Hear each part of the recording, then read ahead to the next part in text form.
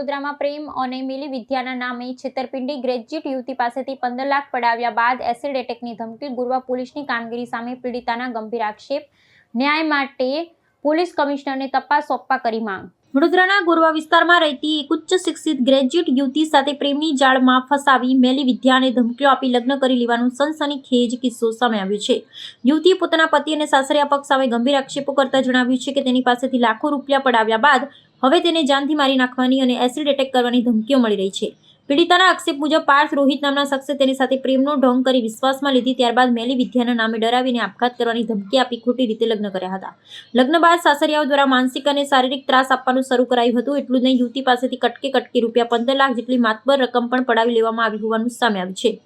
યુવતીમાં વધુમાં જણાવ્યું કે જ્યારે પણ હું ઘરની બહાર નીકળું છું ત્યારે પાર્થ રોહિત અને તેના મિત્રો મારો પીછો કરે છે, રસ્તામાં ઊભા રાખી જાહેરમાં ગંદી ગાળો બોલી માનસિક રીતે ટોર્ચર કરે છે. જો હું તેમને કહું ન માનું તો મારો અંગત ફોટા અને વિડીયો સોશિયલ મીડિયા પર વાયરલ કરી દેવાની ધમકી પણ આપવામાં આવે છે. આ મામલે પીડિતાએ ન્યાય માટે ગોરવા પોલીસ સ્ટેશનના દ્વાર ખખડાવ્યા હતા. પીડિતાના આક્ષેપ છે કે ગોરવા પોલીસ સ્ટેશનના પીઆઈ કિરીટ લાઠિયા અને તેમના સ્ટાફને વારંવાર લેખિત અરજીઓ આપવા છતાં કોઈ નક્કર કાર્યવાહી કરવામાં આવી નથી. પોલીસ દ્વારા તપાસમાં ઢીલી નીતિ અપનાવવામાં આવતી હોવાથી આરોપીઓને છૂટો દૂર મળી રહ્યો છે. લેખિત રજૂઆત બાદ પણ પોલીસ તંત્ર દ્વારા યોગ્ય તપાસ ન થતાં યુવતીની સુરક્ષા સામે સવાલ ઉભા થયા છે. ગોરવા પોલીસની કામગીરીથી અસંતુષ્ટ યુવતી હવે વડોદરા શહેર પોલીસ કમિશનર પાસે ન્યાયની માંગ કરી રહી છે. યુવતીની માંગ છે કે આ કેસની તપાસ ગોરવા પોલીસ પાસેથી આંચકી લઈ કોઈ ઉચ્ચ કક્ષાના નિષ્પક્ષ અધિકારીને સોંપવામાં આવે, જેથી તેને અને તેના પરિવારને વહેલી તકે સુરક્ષા અને ન્યાય મળી શકે. મારું નામ ઉર્વશી છે. મારી સાથે અત્યારે છેલ્લા 8-9 મહિનાથી હું પોલીસ સ્ટેશન, પોલીસ ચોકી, સેન્ટ્રલ પોલીસ ચોકી ત્યાં આગળ ધક્કા ખાઈ રહી છું ન્યાય માટે. કયા ન્યાય માટે ધક્કા ખાઈ રહી છું? આજથી 2023-24માં હું એક્સિસ બેંકમાં નોકરી કરતી હતી. ત્યારે મારી સાથે એક પાર્થ રોહિત નામના ઈસમ સાથે મારે મિત્રતા થઈ. આગળ મિત્રતામાં થોડો ગાઢ સંબંધ બન્યો અને સાથે સાથે એને મેં મારા લાઈફની, મારા પોતાના લાઈફની, મારા ઘરના પરિવારના લાઈફની પર્સનલ વાતો મેં જાણ કરી દીધી. એટલે પછી એ છોકરાએ મારી લાઈફમાં કંટ્રોલ કરવાનું ચાલુ કર્યું અને ધાક ધમકીઓ આપવાની ચાલુ કરી. એ ધાક ધમકીઓના કારણે મને આગળ એવું લાગ્યું કે હવે આ છોકરા સાથે આગળ સંબંધ બંધાય એવું નથી, એટલે મેં એને ના પાડી દીધી. અને એ સંબંધ હતો એટલા સમય દરમિયાન એને મારી પાસેથી ઘણી બધી રકમો પડાવી લીધેલી છે.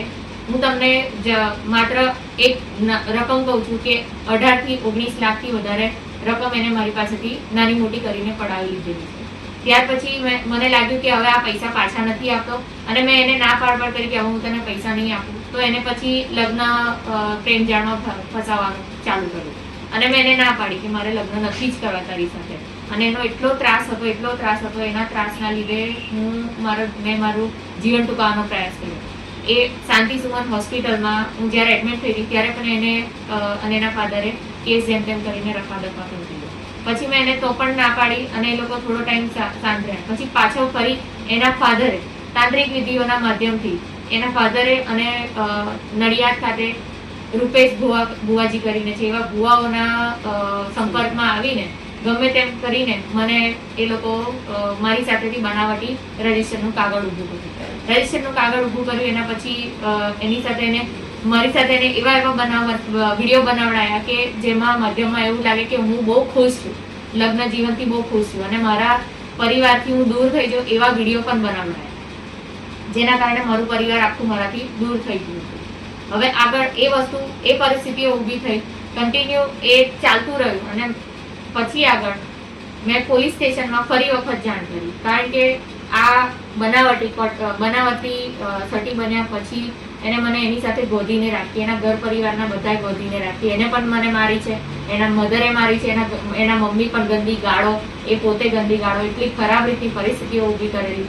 તે છતાં પણ મને જેમ સમય મળ્યો હું મારો જીવ બચાવીને 20/9/2025ના રોજ હું ત્યાંથી મારા ઘરે પરત પાછી આવીને મારા ઘરમાં બધી જાણ કરી. જાણ કર્યા પછી મેં પોલીસ સ્ટેશનમાં ફરી ફરિયાદ કરી અને ફરિયાદ કર્યાનું મને હજી સુધી કોઈ ન્યાય મળ્યો નથી. તમારી અત્યાર સુધી કોઈ પોલીસે ફરિયાદ લીધી છે ખરી? મારી અત્યાર સુધીની ટોટલ 7 થી 8 ફરિયાદો મેં પોલીસને કરી છે, મેં કરેલી છે, પણ એ ફરિયાદનો મને કોઈ નિકાલ મળતો નથી, કોઈ ન્યાય મળતો નથી. સાંભળો મળ્યા મુજબ તમારો કેસ કોર્ટમાં ચાલે છે, તે કયો કેસ છે? આ પોલીસ ચોકીમાં મને ન્યાય નથી મળતો એના દરમિયાન મેં પોતે કોર્ટમાં પણ આ અરજી કરેલી છે. કોર્ટમાં પણ મારો કેસ ચાલી રહ્યો છે. ત્યાં એ કોર્ટમાં કેસ ચાલતા દરમિયાન પણ આ છોકરાએ અને એના ફાધરે એટલી હિંમત કરી છે કે મને મેસેજ કર્યા છે કે જાણે હું મેનિપ્યુલેટ થઈ શકું, જેનાથી મને એવી રીતનું લખ્યું છે કે હું ફરી વખત એમના પાસે પાછી જઉં. અને બીજી વસ્તુ કે એ લોકોએ જે જવાબ આપે છે જવાબમાં મને બચ્ચલન બતાવે છે. તો તમે કોર્ટમાં ઉર્વશીને બચ્ચલન બતાવો છો અને મને અહીંયા પર્સનલી ગૂગલ પેમાં મેસેજ કરીને એવું લખો છો કે તું પાછી આવી જા, અમને તમારથી કોઈ ગિલા શીખવા નથી, તું અમારી ઘરની લક્ષ્મી છે. આ કેવી રીતનો સવાલ, આ કેવી રીતનું ચાલી રહ્યું છે? મને પોતે પણ સવાલ ઉભો થાય છે, કોર્ટમાં પણ સવાલ ઉભો થાય કે તમે કોર્ટમાં કેસ ચાલી રહ્યો હોય તો તમે સામેવાળા ડાયરેક્ટ છોકરીને કેવી રીતે મેસેજ કરી શકે? અને આ બધી તકલીફોના લીધે તો મેં મારા Insta, Google pay, phone pay અને ઇન્સ્ટાગ્રામ બધું મેં બંધ કરી દીધું છે. ફેસબુક પણ બંધ કરી દીધું છે. આ બધું બંધ કર્યા છતાંય એને મને ગૂગલ પે પર મેસેજ કરેલા છે. જ્યારથી તમે તમારા મમ્મીના ત્યાં આવી ગયા છે તેના પછી કયા કયા બનાવો બન્યા છે? હું જ્યારથી મારા મમ્મીના ઘરે આવી ગઈ ત્યાર પછીના બનાવની વાત કરું તો હું મારા ઘરથી એકલી આજ સુધી બહાર નથી નીકળી શકી. આજે હું આવી છું એને પણ 8-9 મહિના થઈ ગયા છે. મારે મારી મમ્મીને સાથે રાખવી પડે, કાં તો મારી ટીમમાં મારી સાથે જે મારો કોર્ટમાં કેસ ચાલી રહ્યો છે એ ટીમ મારી સાથે હંમેશા રહે છે. હવે આવા બનાવના પણ ટીમ મારી સાથે રહેતી હોય. એક બનાવ એવો બન્યો, 2-3 દિવસની જ વાત કરું છું કે સડનલી મારી પાછળ એટલું બધું આ છોકરો જે પાર્થ નામનો ઈસમ છે અને એના ભાઈબંધો આવે છે અને મારી ગાડીની એટલી નજીક આવીને ગાળ બોલતો હોય તો હું ત્યાં પોલીસ સ્ટેશનની નજીક હતી. મેં મારા અંકલ છે, પપ્પાના મિત્ર છે, અંકલ છે અને મારા ભાઈઓ છે, એમને ફોન કરીને કીધું. એમને મને એટલી જાણ કરી કે તું ડાયરેક્ટ પોલીસ સ્ટેશનમાં જા અને એમને ફરી જાણ કર કે જો આ વસ્તુ થઈ રહી છે. મેં પોલીસને તરત જાણ કરવા ગઈ અને એ માણસે એવી અભદ્ર વાતો કરી અને મને પોલીસ સ્ટેશનની અંદર મને પાર્થ રોહિત ફોન બતાવી રહ્યો છે અને મને ત્યાં પણ ધમકાવી રહ્યો છે. તે છે એ ધમકાવતો હોય તો પણ પોતાના સેલ્ફ ડિફેન્સમાં કઈ છોકરી લાફો ના મારે. પછી એ પોલીસ સ્ટેશનમાં હોય કે ગમે તે બહાર હોય અને પોલીસથી આ કશું થતું નથી ત્યારે હું પોતે હાથ ઉઠાવું છું ને. આટલા 6-7-8 મહિનાથી કેસ ચાલે છે. આજે મેં 7 અરજીઓ કરી છે, 7 અરજીઓ. એનો કોઈ નિકાલ નથી આવતો અને મારા તરફથી કરી છે તો તરત એ વસ્તુનો એ લોકો એક્શન ઉઠાવે છે. આ અરજીઓ કયા પોલીસ સ્ટેશનમાં તમે કરી છે? ગોરવા પોલીસ સ્ટેશનમાં અરજી કરી છે, કિરીટ લાઠિયાને પણ અરજી કરી છે, કમિશનર સરને પણ અરજી કરેલી છે. જેટલી અરજી કરી છે ત્યાં સુધી બંને સરને અરજીઓ કરી છે પણ મને કોઈ નિકાલ એનો આવતો નથી, કોઈ ન્યાય મળતો નથી. ને આ જે વ્યક્તિ છે એ વ્યક્તિ દ્વારા તમને બીજી કઈ રીતે ટોર્ચર કરવામાં આવતું હતું ઘરમાં? જ્યારે તેમના ઘરમાં તમે રહેતા હતા ત્યારે ત્યાં કેવું વાતાવરણ હતું? એના ઘરમાં હું જ્યારે રહેતી હતી ત્યારે મોસ્ટલી એના ઘરના બધા લોકોએ મને ગોધીને જ રાખી છે, કોઈ બાકી નથી આ વસ્તુમાં.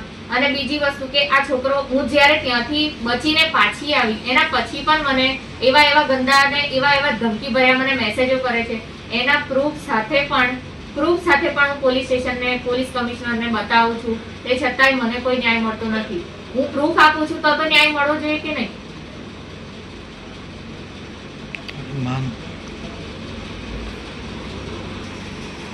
ડાયરેક્ટ બોલશો.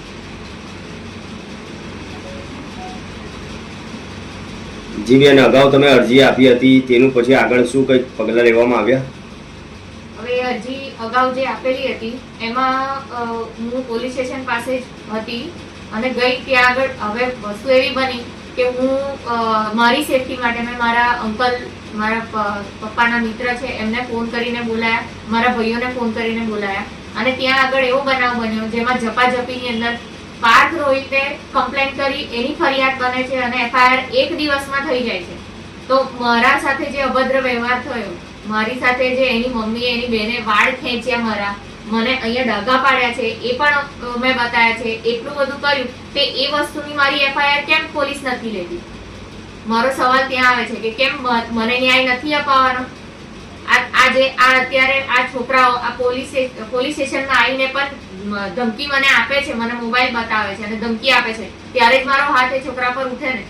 મોબાઈલમાં શું દેખાડે છે? મોબાઈલ મને બતાવે છે ને એવું કહે છે કે તારા ન્યૂડ ફોટા અને તારા ને મારા વચ્ચેનું જે પણ ન્યૂડ ફોટા છે એવા અંદરના એ બધું વાયરલ કરી દઈશ. એ બધી વસ્તુ બતાવે તો કઈ છોકરી ના ડરે, અને પોલીસ સ્ટેશનની અંદર આ વસ્તુ કરે છે તો કોઈને પણ ડર તો લાગે ને. અને મારા જે ભાઈઓ છે ને અંકલ છે એ બચાવવા આવે છે તો એ લોકોને શું, એ લોકોને પોલીસ આટલી વસ્તુ કરવા પોલીસ એ લોકોને અંદર કરી દે છે. જ્યારે ચૌધરી સાહેબે વિડીયો ઉતાર્યો એ રીતનો, ચૌધરી સાહેબે કે આ લોકો મારામારી કરવા આવ્યા. ખરેખર મારામારી કરવા કોઈ નતું આવ્યું. રક્ષણ માટે આવ્યા હોય એ લોકો મારામારી થોડી કરવા આવ્યા હોય. તો એ લોકોનો વિડીયો ઉતાર્યો છે તો બતાવે, મીડિયામાં વિડીયો બતાવે બધાને કે કોને માર્યું છે, દેખાશે ને અંદર. આવી રીતે વિડીયો ઉતારીને અમને ધમકી આપી તો વિડીયો બતાવે. જે સમયે આ વ્યક્તિ તમને ફોટા દેખાડી અને ધમકી આપતો હતો તે સમયે તે પોલીસ સ્ટેશનમાં હાજર હતા? હા, એ પોતે પોલીસ સ્ટેશનમાં છતાં પોલીસે કોઈ કાર્યવાહી કોઈ નથી કાર્યવાહી નથી કરી. અને ઉપરથી વિડીયો ઉતારે છે જે સારા કામ માટે આવેલા લોકોનો વિડીયો ઉતારીને એ લોકોને 24 કલાક માટે લોકઅપમાં પૂરી દે છે. તો આ રીતનો ન્યાય લેવાનો છે, આ રીતનો ન્યાય આપે છે અમને એ લોકો? આ રીતનું કામ કરશે પોલીસ વાળા અમારા માટે? છે શું, કઈ સાઠગાંઠો ચાલી રહી છે એ જ નથી સમજાઈ રહ્યું અમને લોકોને.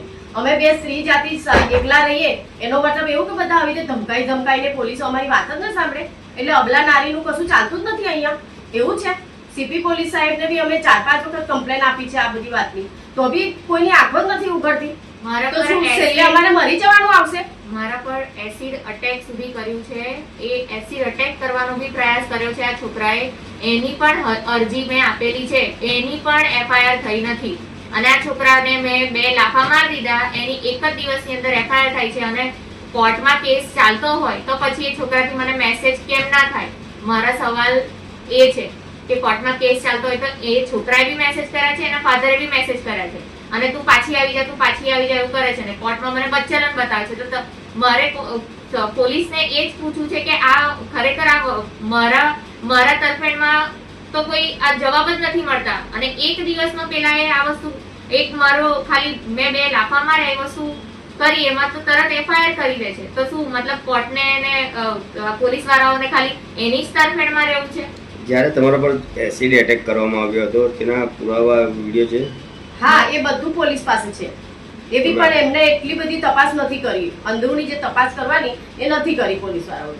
વિડીયો હોવા છતાંય અને એમને કોઈ ત્યાં જઈને કહેતા બી નહીં, બોલાવતા બી નહીં પોલીસ સ્ટેશનમાં. અને અમારે ફોન કરવો પડે કે અમારું કાર્યવાહી કેટલે આવી, તો કે ચાલી જ રહી છે, ઘરેથી ભાગી જાય છે છોકરો, અમે જઈને આવીએ છીએ ઘડીએ એવું કે છે. અને અમારી કરતા બીજા દિવસ આવી જાય છે અને સારા માણસોને લોકઅપમાં નાખી દે છે. આ ન્યાયતંત્ર આવી રીતનું ચાલશે અહીંયા? તો સ્ત્રી જાતિ જશે ક્યાં? જ્યારે આ વ્યક્તિએ તમારા સાથે લગ્ન કર્યા તે બાદ તમને તેમના ઘરે કઈ રીતે લઈ જવામાં આવ્યા હતા, અને ઘરે લઈ ગયા બાદ ત્યાંનો માહોલ શું હતો? હું જ્યારે એના ઘરે હતી ત્યારે મેં કઈ રીતે તમને એમના ઘરે લઈ જવામાં? મને ગોદીને જ લઈ ગયો છે હંમેશા. જ્યારે બી આ વસ્તુ આ કાગળિયું ઊભું થઈ ગયું ત્યાર પછીનું એની જે દાદાગીરી જે ખરાબ રીતે વધી છે, અને મને ત્યાં લઈ ગયો. એના પછી હું એ ઘરની બહાર એકલી નથી નીકળી શકી. મકસદ એટલો જ હતો કે પહેલા પટાઈ ફોસલાઈને છોકરીને ઘરમાં લઈ જવી, પછી આપણે આપણી વારી કરી લઈશું. સમજ્યા તમે? ટૂંકમાં આ વસ્તુ ચાલી રહી હતી મારી છોકરી સાથે. બનાવટી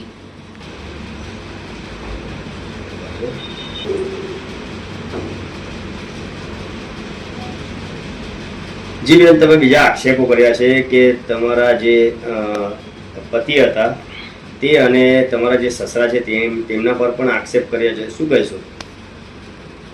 હવે જ્યારે એને આ કાગળિયું બનાવ્યું, બનાવટી જે રજિસ્ટર્ડ બનાવડાવ્યું, એના પછી મને ત્યાં લઈ ગયો અને 3-4 દિવસ, વધારે નહીં હોય 3-4 દિવસ એને મારી સાથે સારી રીતે રહ્યા, આખું પરિવાર સારી રીતે રહ્યું.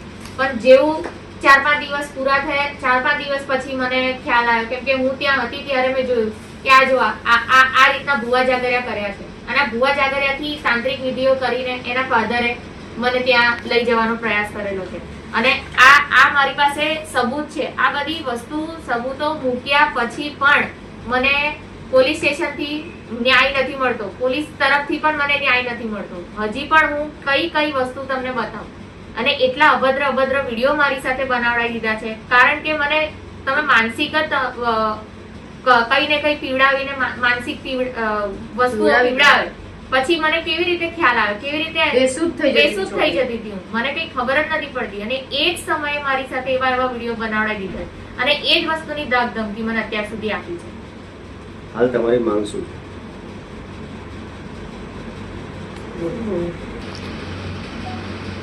જી, હાલમાં તમારી શું માંગ છે અને તમે શું કાર્યવાહી કરશો?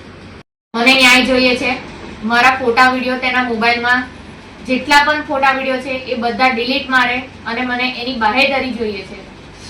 મારો હજી પણ એક ફોન એની પાસે છે, જે ફોનમાં મોટા મોટા ફંડ ટ્રાન્સફર થયેલા છે. એ ફંડ અને મોબાઈલ બંને મને પરત પાછું જોઈએ છે. અને એના મિત્રો પાર્થ, રોહિત પોતે અને તેના મિત્રો જેમાં આકાશ, રોહિત, જલ્પેશ, કૃણાલ અને ધ્રુવ, આ જેટલા પણ એના ભાઈબંધો છે મારી પાછળ અવારનવાર એ લોકો રસ્તામાં હેરાનગતિ કરે છે, એ બંધ કરે. મેસેજો કરે છે, એ બંધ કરે. અને જો મારી માંગણી સ્વીકારવામાં નહીં આવે તો ડિપ્રેશનમાં આવીને જો હું કોઈ પણ ખોટા પગલા ભરી લઉં, એની સંપૂર્ણ જવાબદારી પાર્થ, તેના પરિવારની, તેના મિત્રોની અને પોલીસ અધિકારીઓની રહેશે. જી બેન, પોલીસ અધિકારીની શા માટે? કારણ કે ગોરવા પોલીસ સ્ટેશન અને ઇલોરા પોલીસ ચોકી, બસ મેં મારી જેટલી પણ અત્યાર સુધીની અરજીઓ કરી છે ગોરવા પોલીસ સ્ટેશનમાં આપું છું, ત્યાંથી ઇલોરા પોલીસ ચોકી જાય છે, ઇલોરા પોલીસ ચોકીથી પાછું ગોરવા પોલીસ ચોકી કરે છે. બસ આવા મને ધક્કા જ ખવડાવે છે. એટલે મને એ લોકો તરફથી કોઈ ન્યાય જ નથી મળતો. હવે મારી માંગ એટલી જ છે કે વડોદરા શ્રી પોલીસ કમિશનર સાહેબને મારી એટલી જ અપીલ છે કે મારા કેસની સંપૂર્ણ તપાસ જે પણ થઈ રહી છે, જે પણ તપાસ ચાલી રહી છે, એ એવા કોઈ ઉચ્ચ કક્ષાના અધિકારીને આપે કે જે મને ન્યાય આપી શકે. અને બીજું કે આરોપીઓ સાથે સાઠગાંઠ ના કરે. મને એટલો ન્યાય જોઈએ છે. પ્રાર્થના સંદેશ ન્યૂઝની તમામ લેટેસ્ટ અપડેટ્સ માટે ચેનલને હમણાં જ લાઈક, શેર અને સબસ્ક્રાઇબ કરો.